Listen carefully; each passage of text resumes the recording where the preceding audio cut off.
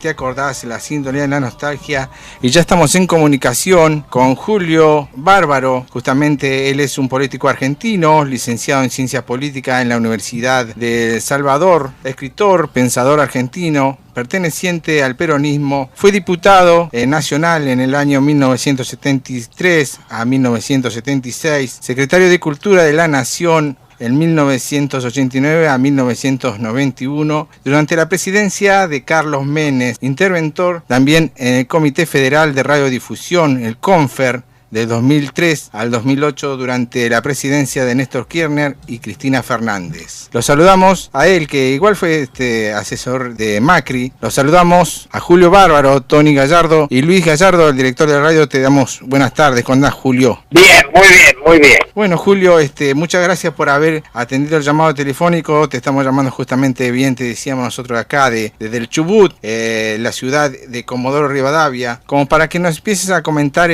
cómo fue tu comienzo, tu carrera política. Mi carrera política, yo tengo ahora 80 años, se inició como dirigente universitario en el año 63, tenía 21 años, y bueno, empecé a trabajar en la Liga Humanista, que era la agrupación de universitarios cristianos. Estaba dividida la universidad en católicos y marxistas, y bueno, y ganamos la UBA, ganamos la Universidad de Buenos Aires, y bueno, desde ahí me inicié en la política, y después en el 66 ya seguí en la Unión Nacional de Estudiantes, y en el 68 ingresé al peronismo. ¿Vos podés comentar un poquito cómo fue el contexto histórico cuando fuiste justamente diputado nacional, allá en el año 1973 al 76? En ese año hay una cosa interesante, ¿no? Nosotros éramos otro país, absolutamente otro país. Es muy triste, pero la Argentina ha retrocedido infinitamente. En el 73, pero no por el peronismo, porque acá se mezcla todo el peronismo, el liberalismo.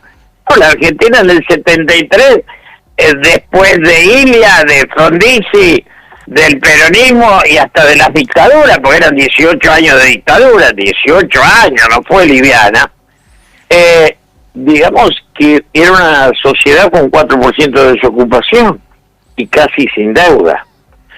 Ese país fue destruido en el 76 por el golpe de Estado que dio la economía a Martínez de Oz y Domingo Cavallo, destruyeron la Argentina, y pensemos que era una Argentina con industria y después de eso quedó una Argentina con bancos. Entonces un país que fabricaba aviones y locomotoras termina 30 años después importando vagones rotos de España. Claro, eso. O sea, la Argentina fue un país usurpado y vaciado, ¿no? Claro, es lo que vos más o menos explicabas como era la burguesía industrial de aquel entonces, ¿no? Sí, que ahora es la burguesía coimera, digamos, lo que antes era industria ahora es corrupción. Pero qué bárbaro lo que comentás justamente, que habría 4% de pobreza en ese entonces, ¿no? En ese contexto actual.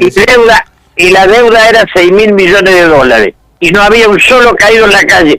Pero insisto, no es que defiendo al peronismo, no. Todos los pensamientos argentinos fueron patriotas hasta el 76 y todos fracasaron desde el 76 para acá, que es cuando se impuso el liberalismo apátrida, digamos la vocación colonial liberal, que los negocios son más importantes que los hombres.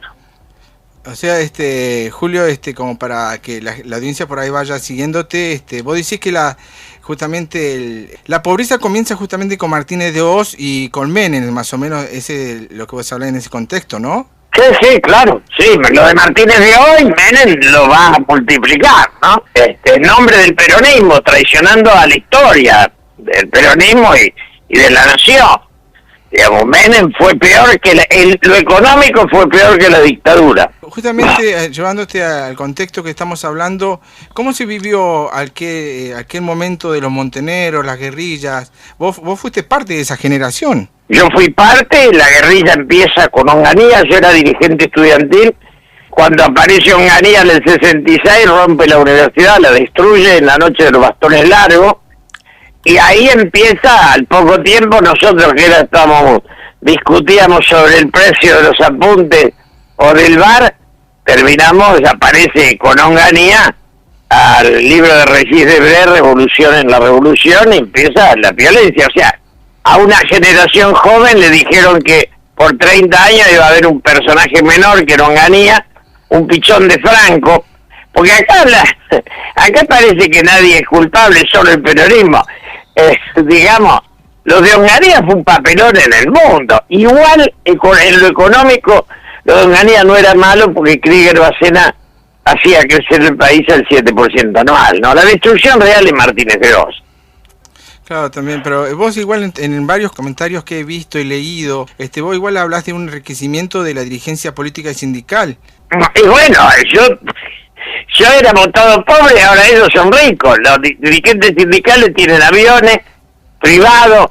La dirigencia política, parece que la política es el único lugar que permite el ascenso social. Bueno, ahí te va a hacer una pregunta a Luis Gallardo, quien es el director de la radio. Con respecto al sindicalismo de la década 70 fue diferente. Ahí los sindicalistas defendían realmente el gobierno, no es como ahora. Cuando aparece, Perón intenta imponer una ley que es la ley del SNIT, Sistema Nacional Integrado de Salud, para que haya un solo sistema de salud. Y el sindicalismo, quizás tenía 40 diputados, se opone porque quería quedarse con este negocio de las obras sociales, por la razón por la cual dejan de ser sindicalistas para ser dueños del sistema de salud, tener sanatorio, y ahí es donde se enriquecen ilimitadamente. Pensemos que Europa, que es lo que nosotros reflejamos hasta el 76, la salud es del Estado. En Inglaterra, en Francia, en España, en Italia, en Alemania, o sea, en los países. Y si empezamos a copiar Estados Unidos, país más rico del mundo donde los pobres se mueren de hambre. Son dos visiones del capitalismo. Nos venden el capitalismo yanqui, y el capitalismo yanqui ni Obama pudo lograr que haya salud para todos. Entonces yo soy capitalista europeo, no yanqui, ¿está claro? O sea, yo quiero que todos los ciudadanos estén integrados en la sociedad, como es en Europa. En Europa no hay caídos. En Estados Unidos la miseria es eterna. O sea que Rucci ya estaba a favor de la obra social, la dijeran los sindicalistas. Bueno, yo fui al velatorio de Rucci. Pero ¿estaban en oposición lo que quería Perón y Rucci? No, Rucci era, lo que estaban en la oposición eran los montoneros, esto que reivindica hoy el kirchnerismo. Claro. Rucci era nuestro amigo y era el hombre de Perón.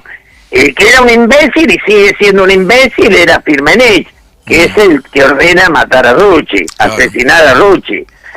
La guerrilla esa que homenajean tanto por los derechos humanos, la madre, las abuelas, los hijos, toda esta historia que hacen, que inventaron, esos individuos siempre fueron antiperonistas, siempre.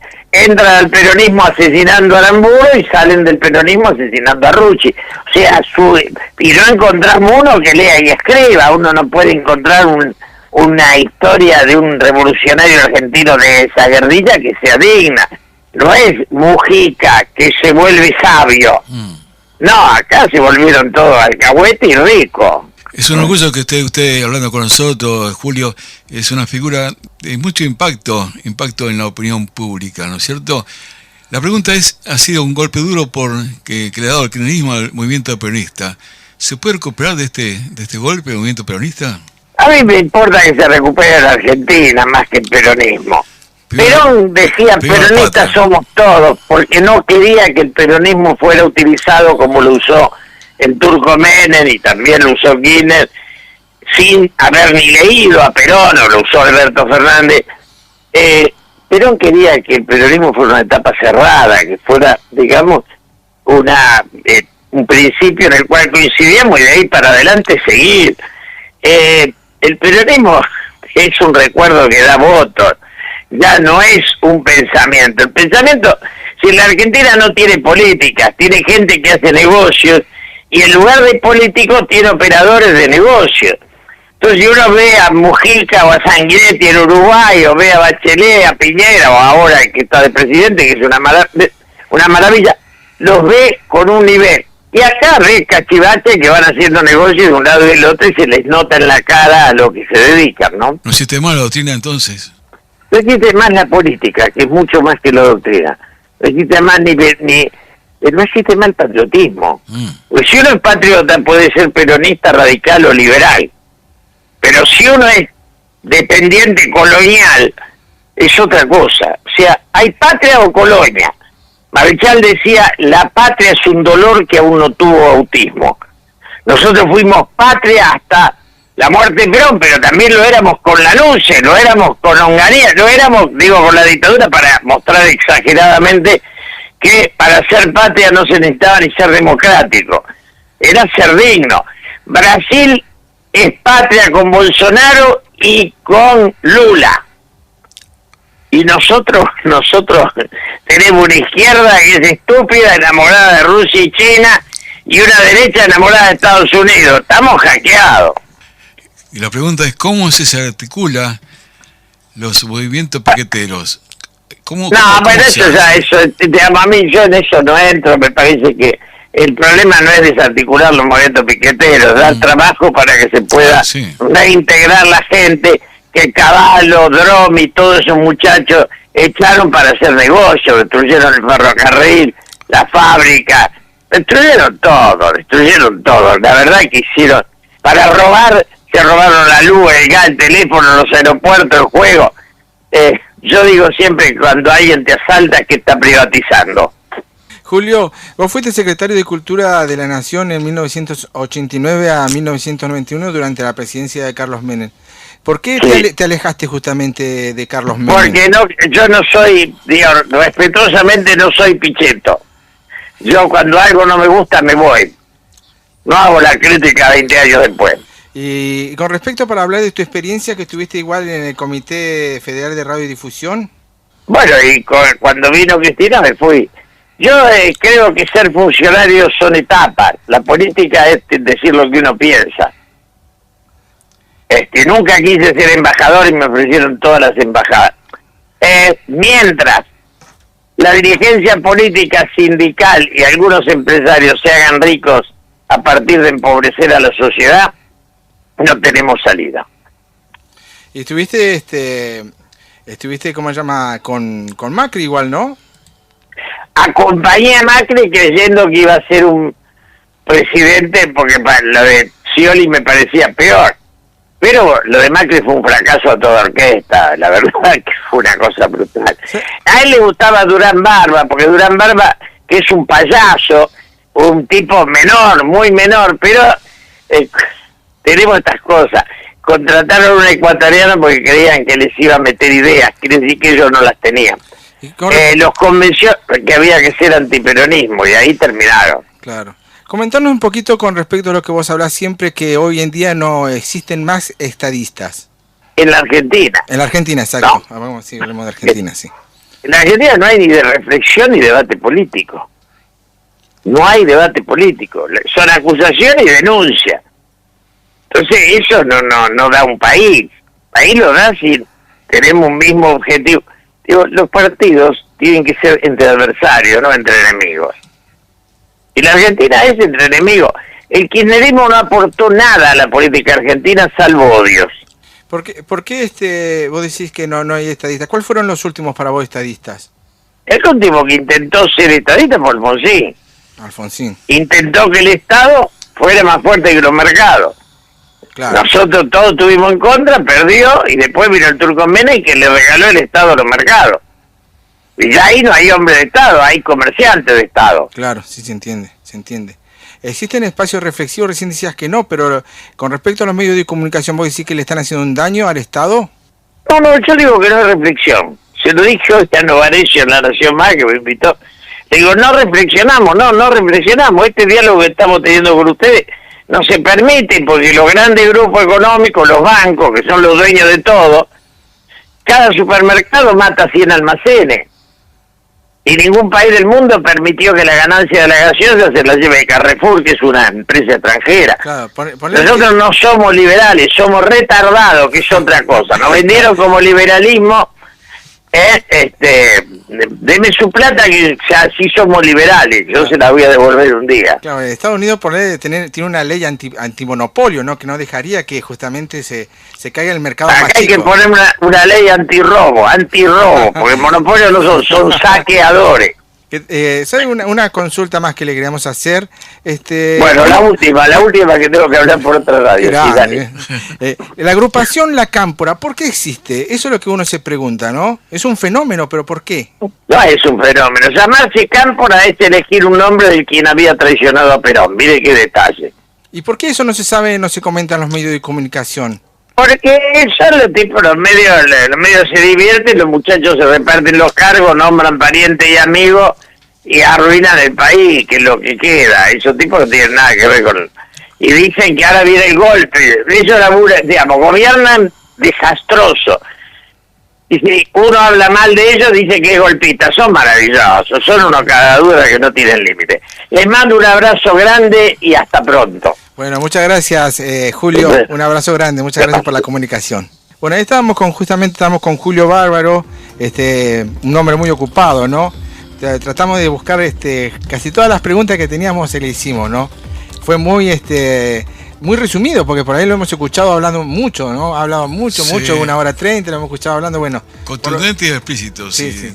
Lo que queríamos escuchar lo escuchamos muy resumido. Bueno, justamente estamos hablando con Julio Donato Bárbaro, se llama. Él nació justamente en Buenos Aires un 29 de enero de 1942. Es un político argentino, licenciado en ciencia política, peronista, diputado nacional, también fue secretario de Cultura de la Nación y también estuvo como interventor como en el Comité Federal de Radiodifusión.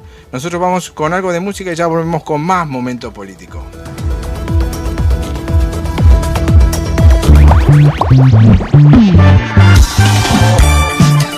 Estamos compartiendo el momento político de la radio.